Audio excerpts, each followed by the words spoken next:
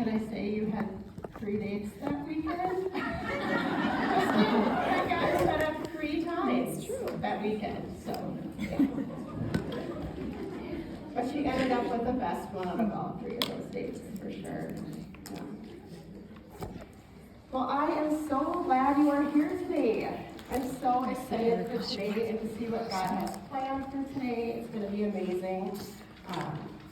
And you have been prayed for by name.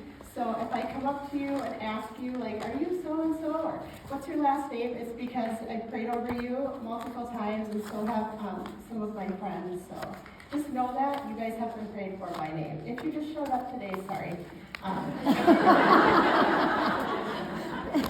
You're still welcome, it's all good, but yeah, there's an outline in your workbook. If you're like me and you like to take notes, you can use that outline.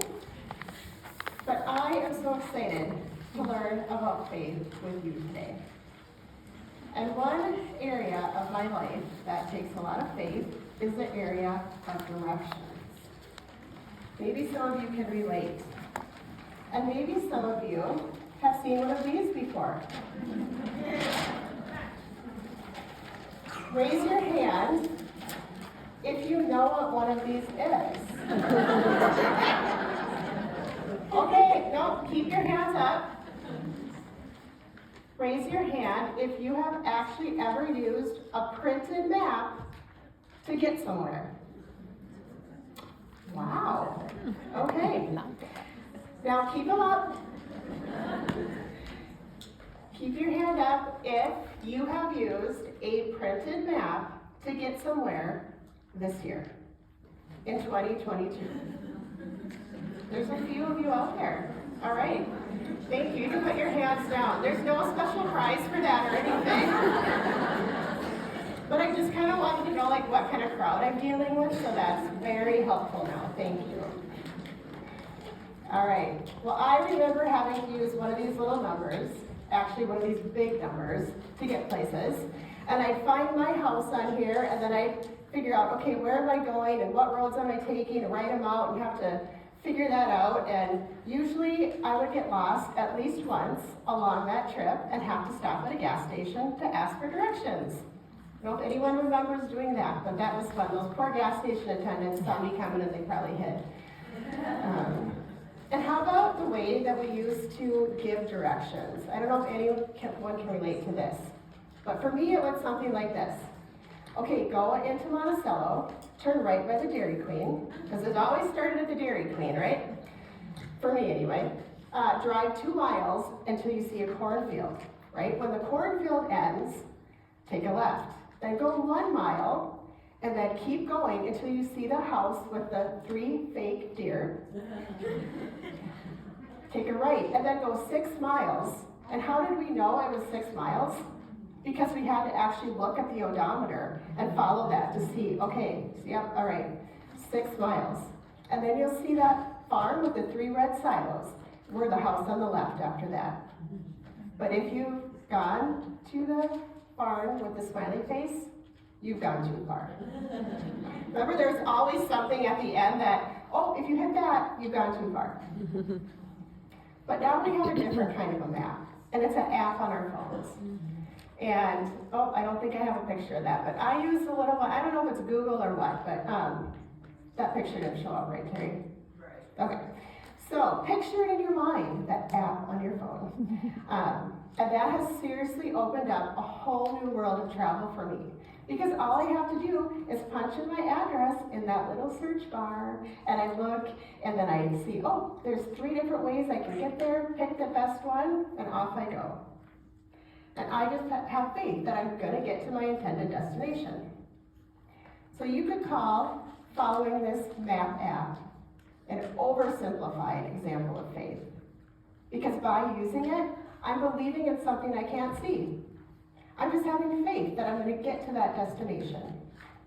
But once I was using that app, and somehow I got out in the middle of nowhere, and it lost my intended address.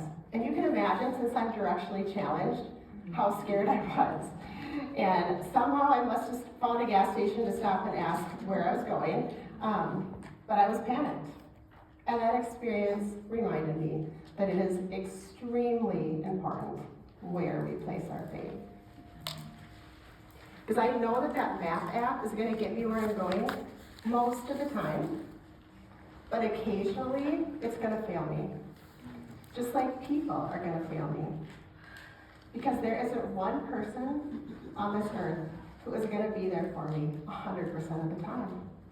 There's only one person who deserves my complete and total faith, and that is the one true God.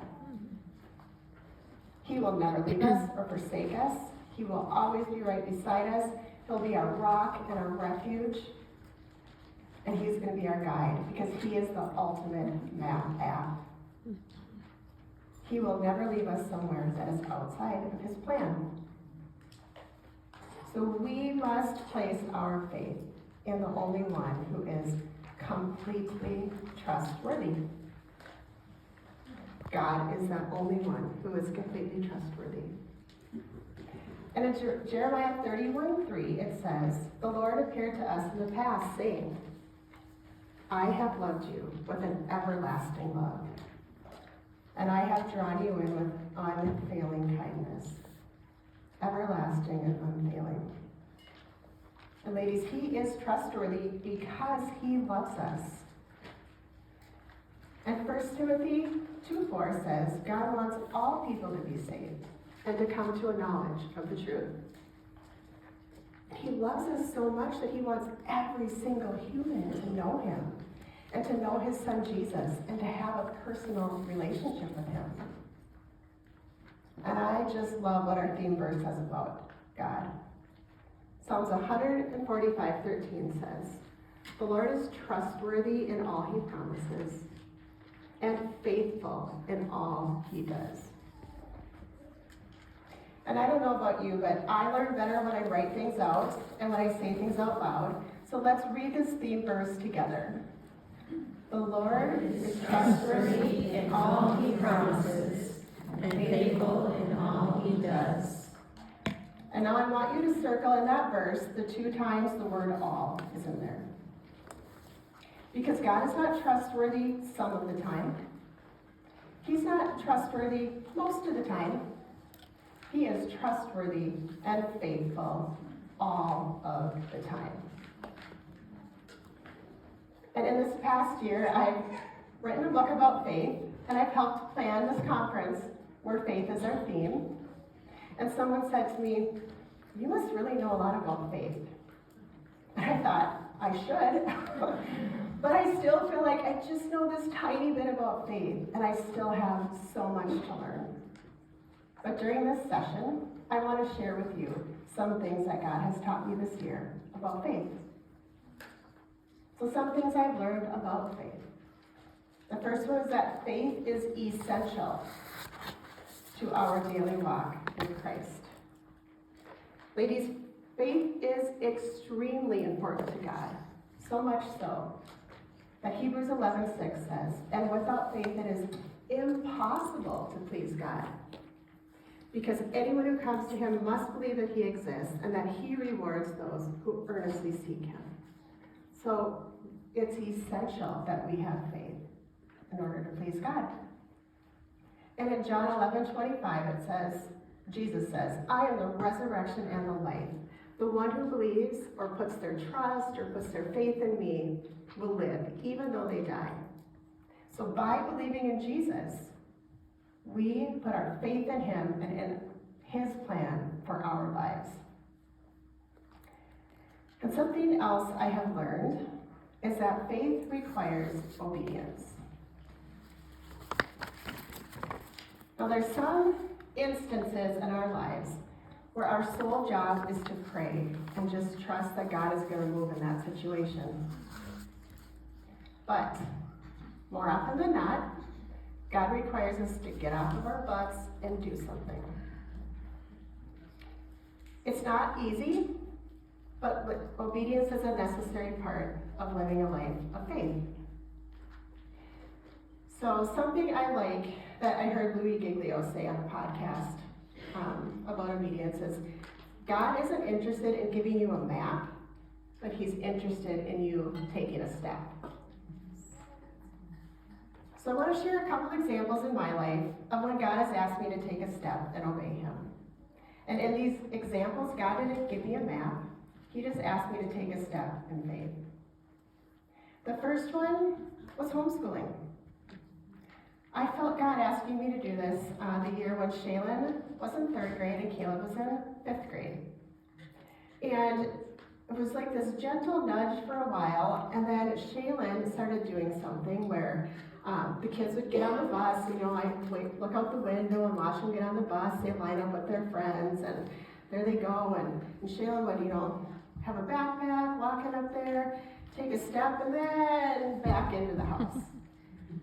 I'm like, Shaylin, what are you doing? Get on the bus. And she said, Mom, my stomach hurts. I don't want to go to school. Can you homeschool me? And I said, you know what, honey, I can't do it right now, but I'll pray about it and we'll see what God says. And that same year, Caleb was in 5th grade, and Caleb's teacher in 5th grade was Mr. Tweeton. Mr. Tweeton's our drummer and Jess Tweeton's husband, and Caleb loved Mr. Tweeton. So when God made it clear to my husband and myself that we were supposed to homeschool, Caleb was not a fan. And he was not a fan for the entire year. Because in his mind, he was going from Mr. Tweeton to Mom as his teacher.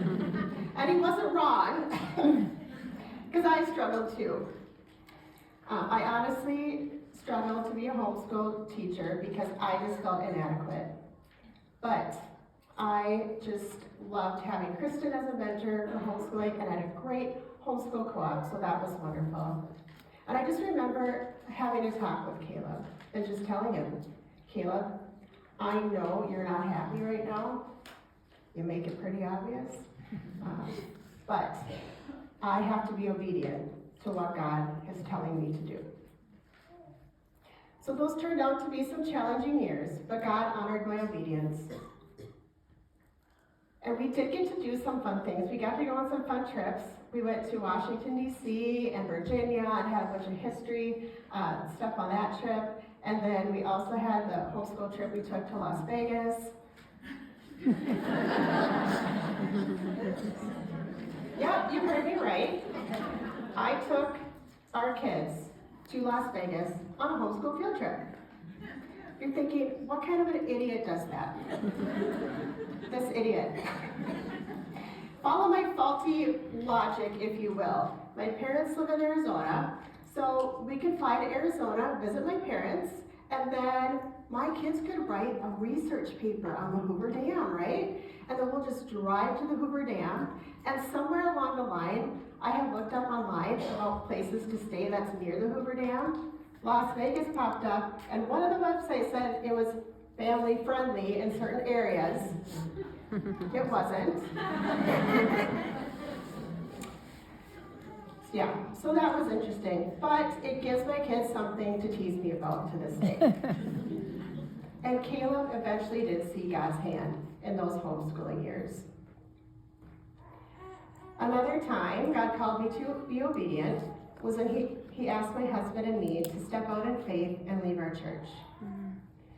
And we knew with certainty that God had asked us to take this difficult step. But our church had been our family for 23 years. And so this step was excruciating.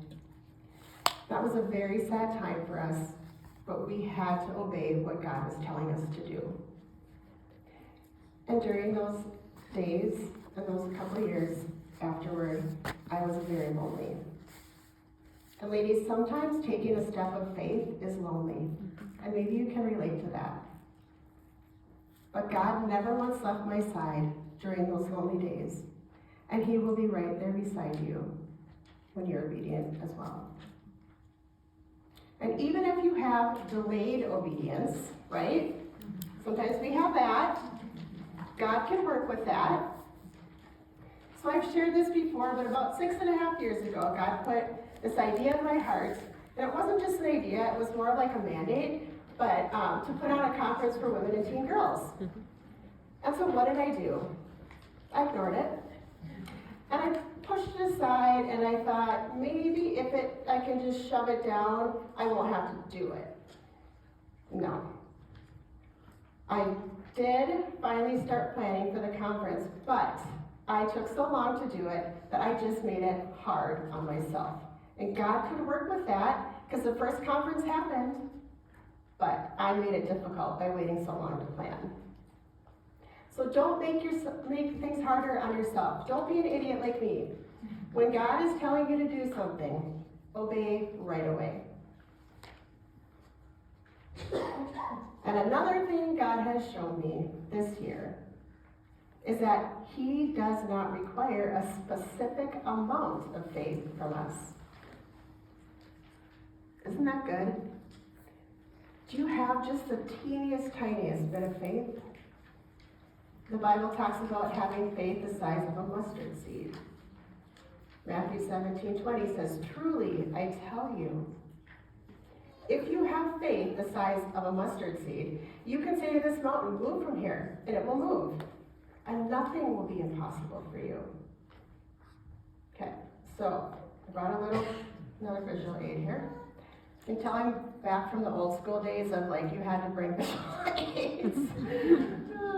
Okay, so I have this little mustard seed, so you can oops, I dropped it. Okay. All right. So I have another one here, and it's hard to see, so I'm going to put my cheaters on, because I'm at that age now where I need cheaters, I guess.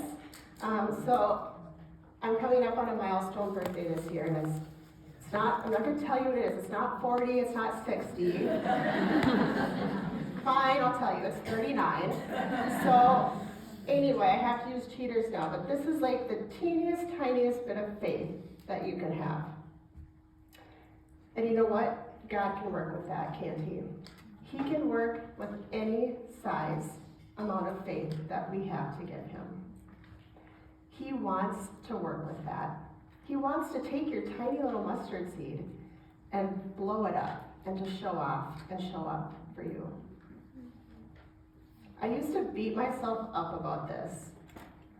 I would tell myself, Gretchen, if you just had a little bit more faith, I'd call myself Gretchen too, and I'd say that. Gretchen, if you just had a little bit more faith, your marriage would be stronger. If you just had a little bit more faith, your chronic pain would be gone. But the truth is, God can work with any amount of faith that we have. And He's greater than our lack of faith. And He wants to show up for you.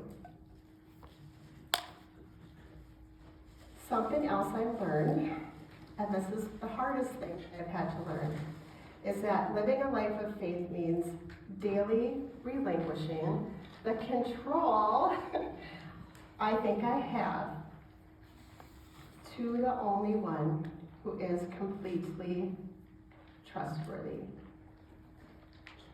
I'll say that again. Living a life of faith means daily relinquishing the control I think I have to the only one who is completely trustworthy. I'm speaking from personal experience here, and this is a huge concept for me, and it may be for you as well, because I admit that I struggle with control, especially when it comes to the area of my kids. So when my kids were little, I actually believed that I was going to be the only mom to ever walk this earth whose teens did not struggle. I hope that sounded funny to you, because it was ridiculous. But I seriously thought if I did everything right as a mom, my kids wouldn't struggle. So I took them to church. I taught them about God at home. I volunteered at school. I volunteered at church. I even homeschooled them for 4 years when God asked me to. Notice all the I's in those statements? I thought if I did, things would be great. So my world was rocked when my daughter, Shaylin, started going through a hard time. And she has graciously given me permission to share part of her story with you today, because she knows it's going to help someone who hears it. And the reason I'm sharing part of this about this hard time in our lives is because I know there's others here today who can relate to my struggle with control. And both Shaylin and I want you to hear about the power of God in our lives. So when Shaylin was around 15, I started noticing a change in her. So she went through some tough times with friends, and she started experiencing some unexplained pain in her body. And we saw so many doctors and so many specialists. We tried so many things, but no one could figure out why she was always in pain. So she went from being in 3 sports to 1, and even that was really hard on her. So my happy, joyful girl was now sad and depressed. And she slept all the time. She didn't want to leave her dark room. And I tried everything I could do to cheer her up. And then I started noticing she was self-harming. And I could not understand why she would do this. I mean, what was going on in my sweet daughter's mind that she would do that to herself? What wasn't I doing right as a mom? Because wasn't there more I could do to get her to stop? So I took her to counselors, but the first one refused to see her after 3 sessions because they said she wasn't participating. So I found her another counselor, and I really hope that this one would bring the change that Shaylin so desperately needed. During this time, I was doing a Bible study at my house with Shaylin and some girls her age, and on one of these nights, in particular, we held a study up in Shaylin's room because she just couldn't leave her bed. And so the girls were so sweet to bring the study up to her. So after the study was over, about an hour later, my husband and I heard a knock at the door. And we thought, well, that's weird. Who could that be? Maybe one of the girls forgot the Bible or something. And so we answered the door, and it was Shaylin's boyfriend, and he had this panic look on his face. And he said, Shaylin just texted me and said she took too many of her depression meds. And so we sprinted up to the bathroom because we thought, what's going on? And there she was, slumped on the floor. And we rushed her to the ER, where they treated her for suicidal ideation. And this was one of the first of the 3 trips like that we took with her. And that first night, they released her, and I was beyond fearful, because now my perceived role went from just trying to cheer her up and get her to a good counselor to trying to save her life. And I was so filled with anxiety. I felt like I had completely lost control of my daughter's life and of my life too. And I took that heavy responsibility of keeping her alive, and I lifted it up and I just placed it on my weak and my incapable shoulders. When I started planning for this year's conference, I took out my journal that I use every year to plan for the conference, and I opened it up to the first page, and I was reading it, and I thought, oh my goodness, this is from the time when we were going through the hard stuff with Shaylin, and it says, it's been a year. I did not want to plan this conference. More times than I can count, I've needed to wrestle with my faith. What is going on in my life? Why are these things happening to me? God, where are you? I know you're here, but I honestly can't feel your presence right now. Where are you? Can't you see I'm drowning here? And why don't you save me and pull me up out of the water? I'm treading in water up to my neck, and I am so tired. I'm so weary with the trials of this life. Where are you? Why is my life in such chaos and turmoil? It was so hard for me to have faith that God's plan for Shaylin and for our family would match up with my plan for her safety. And I could not see what God was doing. And trusting Him with my daughter's life was one of the hardest things I have ever had to do. I prayed for her endlessly, and I tried to love her the best I could, and I rarely took my eyes off of her. She was never out of my sight, except for when she was in school, but then I watched her like a hawk. At night, she slept in our bed with me, and my husband slept on a mattress blocking the door to our bedroom so that she couldn't leave. And during this time, I could not see how God was working all things together for his good. Romans 8:28 says, and we know that God causes everything to work together for the good of those who love him, and to the good of those who are called according to his purposes for them. And I knew that was me. It was really hard to see it. I had only the tiniest little bit of faith. Like cut one of these in half, that's what I had. But you know what? God could work with that. Because again, God was showing me that living a life of faith means daily relinquishing, sometimes hourly relinquishing, the control I think I have to the only one who is completely trustworthy. And during this time, when Shaylin was at her lowest, I used to have to sit outside of her bathroom while she showered to make sure she was safe. And something she loved to do all growing up was sing. And she was not listening to Christian music during this time. But in the shower that day, for some reason, I heard her singing. And I thought, what song is she singing? So I listened. She was singing Reckless Love by Corey Asbury. No matter what your views are regarding this song, it has special meaning to me. Because I listened as she sang, oh, the overwhelming, never-ending, reckless love of God. Oh, it chases me down, it fights till I'm found. It leaves the 99. I couldn't earn it. I don't deserve it. Still you give yourself away. Oh, the overwhelming, never-ending, reckless love of God. And as she sang this song, I just envisioned Jesus leaving the 99 to come save my daughter.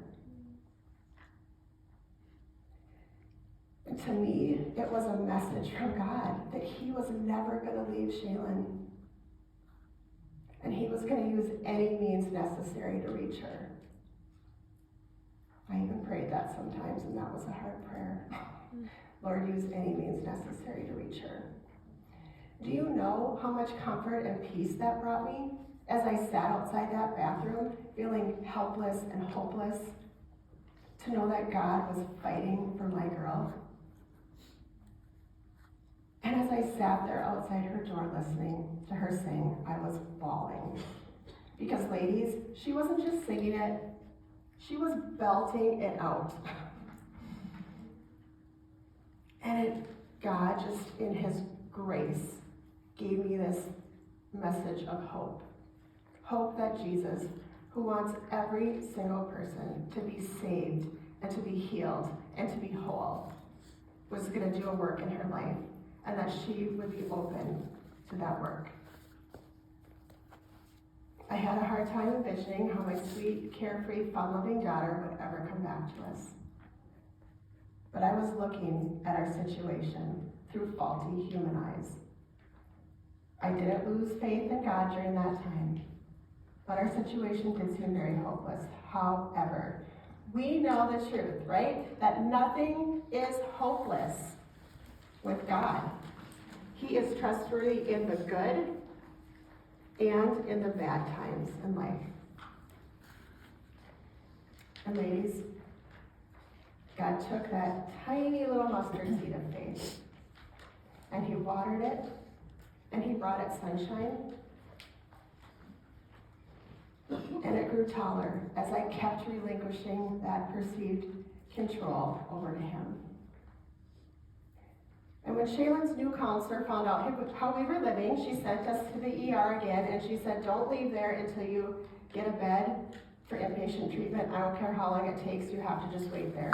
I don't remember how long it took days, but we waited, and she finally got in, and that started her on the road to getting better. And I would love to say that after that day, everything was great, no more struggles. But that wasn't the case. There were more hard times before things really got better. And some of the best advice I received during that time was just to love her through it. And that sounds so easy, right? It's so simple, love her. But it was hard. And I admit, I did not know how to do that well under those circumstances. And sometimes my frustration and my anger reared its ugly head. But thankfully, God led me to a wonderful counselor. And she told me, you need to start praying positive affirmations over your kids. So I did, and I just said, God, I pray that Caleb and Shaylin would have a spirit of joy, a heart for purity, a desire for God's word. So instead of praying like, please don't have them, whatever, take the opposite of that and then pray that over them. And I love that because I just needed that positivity. And this helped me to let go and to give them over to God. And today, Shaylin is in her senior year at Grand Canyon University. And she wanted to record a video for you because she couldn't be here. And so I want you to hear her message of hope today and to hear about something that has made a huge impact in her life.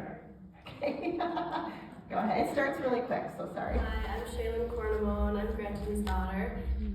Hi, I'm Shaylin Cornwall, I'm Gretchen's daughter, and today I'm going to be sharing part of my faith journey with you. Hi, I'm Shaylin Cornwall, I'm Gretchen's daughter, and today I'm going to be sharing part of my faith journey with you. So, about 5 or 6 years ago, my parents took me on a mission trip to Ensenada, Mexico. And on this trip, you go with tons of people, all super loving people. You work with amazing missionaries, and you go out and you build homes during the day, and then you meet with teams in the night just so you can unpack the day, show where you saw God, all those amazing things. So last year, it was my second year going by myself. I didn't have any friends or family I knew that were going, but I decided to, because it's been so amazing the past 5 or 6 years that I've gone, I knew I had to go again. But last year, I was really struggling with depression, and it was a depression that I haven't felt, alone as I haven't felt in over a year at that point, and I was debating on not even going. And my fiance had encouraged me to go, saying there's so many loving people there, everyone loves you, it's been so amazing these past few years, you have to go, you have to just trust God. And so that and the fact that it had been amazing every single year before convinced me to go. And so I got there, we went through the first night. I'm on a team of kind of strangers, a few familiar faces. And the first night, I just felt God telling me to tell my group what I've been through, what I'm going through while on this trip. And I was like, no way, that is crazy. I can't do that. They're gonna think I'm weird. They're gonna think I'm just helpless. And I was just putting myself down, saying you can't do that. You can't tell them, you can't be vulnerable with them. And so I just completely ignored God trying to tell me that.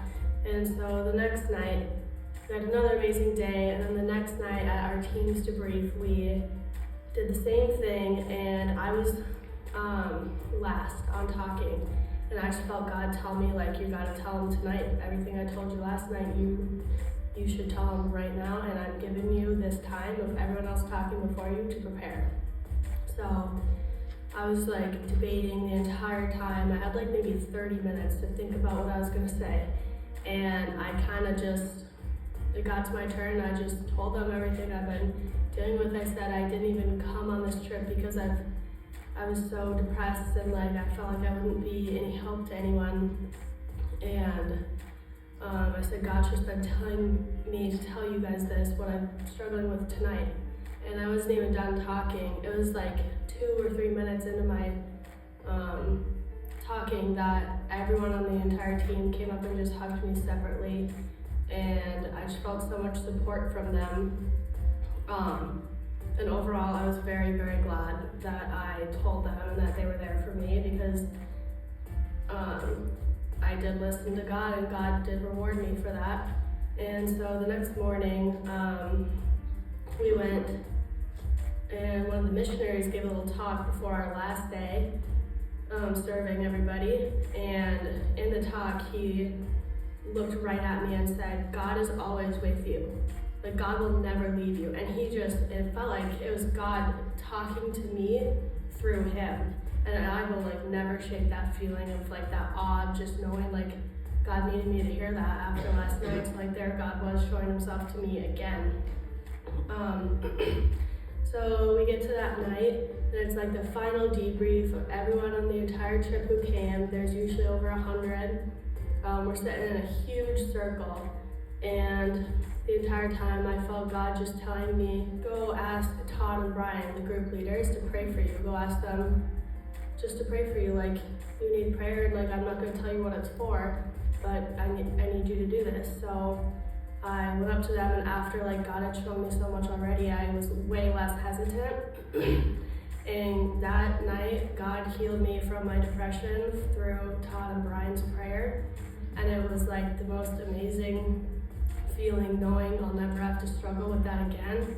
Yeah, another missionary came up to me right after I got prayer, and she said, she was like, did you accept Jesus tonight, or what happened? And I said, God just healed me from my depression, and I knew it. And she said the entire night, the entire debrief, God was telling me, pray for Shaylin, pray for Shaylin. And I was just oh my gosh.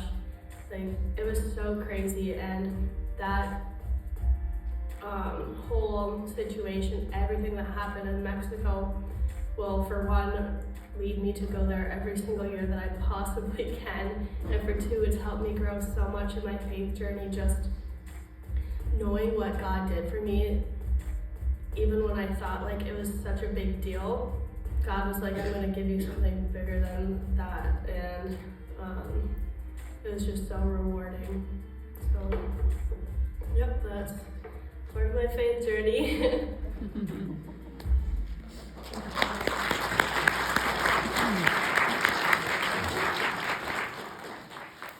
So I'm so proud of her for doing that, and it's just so cool because she just displayed vulnerability. Faith, another thing I've learned is that faith takes vulnerability. And Shaylin did display that when she asked for prayer in the middle of her struggle, and God honored that. Maybe you're a teen and you relate to some of the things I've described, how Shaylin felt in high school, or you know someone who's struggling. Maybe you're a mom, or an aunt, or a friend, or a grandma of someone who is struggling. And maybe you have a different kind of struggle, like finances, relationships, health, your job. You can fill in the blank with your own personal struggle. Are you willing to be vulnerable and to tell someone? Please do not struggle alone. Find someone you can trust and talk to them. Because when you're vulnerable, God can work with that. Please, today, talk to Marcia in the prayer room. Talk to any of us speakers or the planning team. We would love to chat with you, and we would love to pray with you. And if you're the one that someone talks to, please just remember, respond with grace and with love, because it took vulnerability for them to come and talk to you. Ladies and teens, God is trustworthy, no matter what you're going through today. And I know that God would have been just as trustworthy if things had turned out differently for Shaylin. Because our circumstances constantly change, but He never changes. God is constant, and God is stable, especially in the middle of our turmoil. Hebrews 13:8 says, Jesus Christ is the same yesterday, today, forever.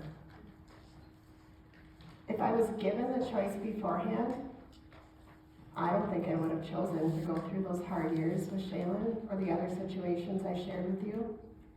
However, someone recently told me that it's in the valley where things grow. And I believe that to be true, because my faith has only grown stronger in the valleys. Because I know that I can depend on my Lord, the one true God. And He's been there with me through every single painful step. So, I want to do a little exercise with you to end the session. And I told you at the beginning of my talk that I wrote a book about faith. And it's an 8-week Bible study. It's called Unshaken, Unleash the Power of a Life of Faith. It's on Genesis 12 through 24. And it follows the lives of Abraham and Sarah. Okay, now these two made a lot of mistakes, but they also displayed incredible faith. I can totally relate to them, and I know that you will too. And a part of this book, I reference Hebrews 11:11, which says, "And by faith, even Sarah, who was past the childbearing age, was unable to bear children because she considered him faithful, who had made the promise." Sarah knew it was important where she placed her faith. So as I was reading that verse, working on the book, I thought to myself, I like to do this. I like to plug in my name and make scripture more applicable to me. And so I plugged my name in, and by faith, even Gretchen, who could not see, and then I plugged in my situation, how Unshaken would be finished in time to release at this year's conference, was amazed at how God worked out all the details, and she considered him faithful. And so I wrote that out, and I put it on my wall in front of my desk where I work on my computer. And so it was about 2.5 months ago when I did that. Now this book I had to finish writing it. I had to get it edited by about 3 different people. Then I had to input those edits. And then I had to get it formatted. And then I had to get the cover and the back cover done and ready for print.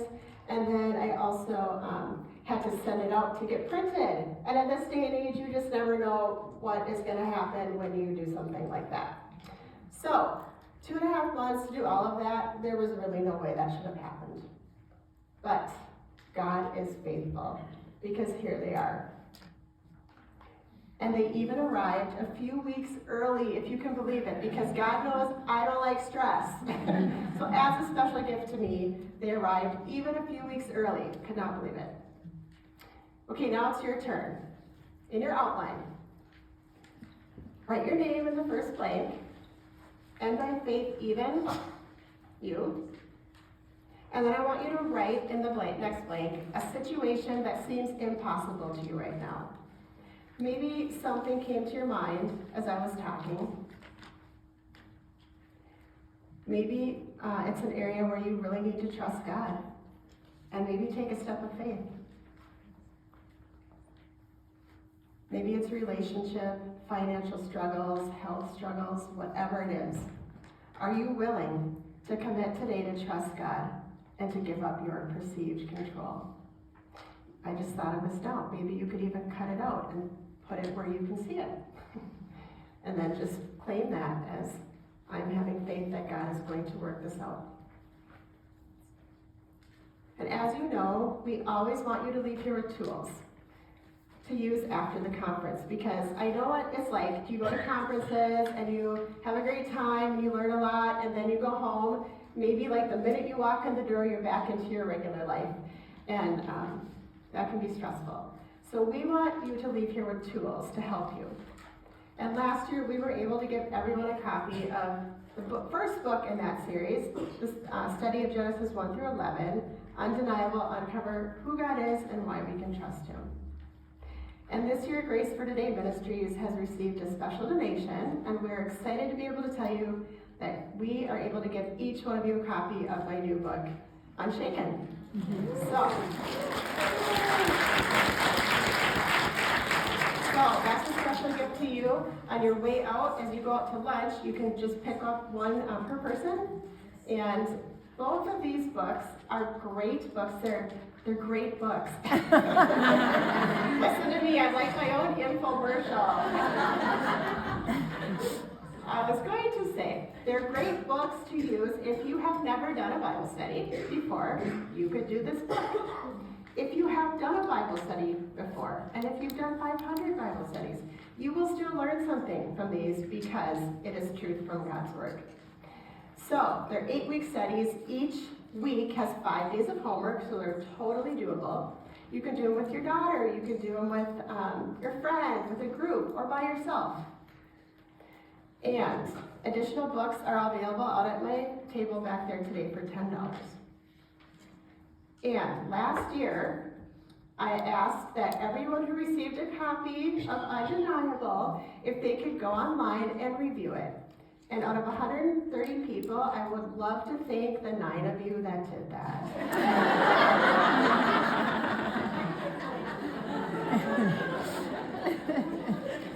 Yeah, I'm really hoping for a better percentage this year. I try to make it really easy for you because I put a sticker on here that you can just type this in your search bar. You can go onto my website, which is all plastered everywhere. And you know what? You can just look on the books, pretend like you're ordering a book, and then you can review it there. When you review my book, it helps when other people are searching on Amazon to find Bible study books, okay? So that's why I do it. And you might be thinking, I've never read your book, Gretchen. I have no idea if it's good or not. That's okay. You could just write something like, hey, I heard Gretchen speak at a conference. I'm excited to read her book. She was a little weird, but you know what? I'm still excited to read her book. Okay, so there you go. All right, I want to leave you with one last fill in the blank. And that is, faith is the answer to all of your I don't knows. Ladies, I am so glad you're here today, and I know God's going to speak to you, and that you're going to continue to feel His love throughout the day. And this is just the beginning.